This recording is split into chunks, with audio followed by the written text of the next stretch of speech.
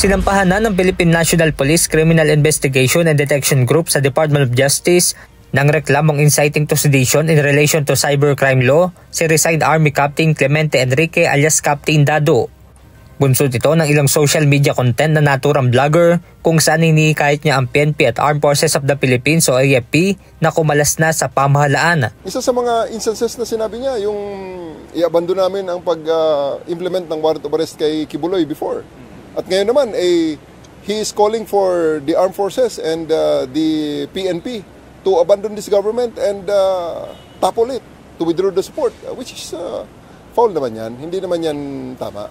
Ayon naman sa DOJ, hindi nila katanggap-tanggap ang naturang pagsasalta laban sa pamahalaan. Yung language that calls for hatred and calls for overthrow of government is not an acceptable language to us because we are under the rule of law.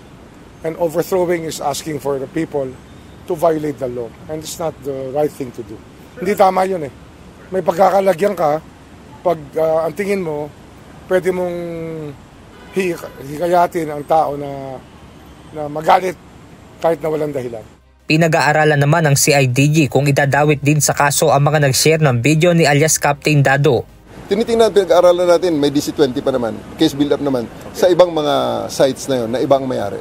Mayroon na ring lead ang mga otoridad kung saan nakatira ang vlogger at kabilang din nila ito sa isinama ng CIDG sa isinampa nilang reklamo. Benedict Samson, UNTV News and Rescue. Diyos ang aming sandigan, serbisyo publiko ang aming pinahahalagahan.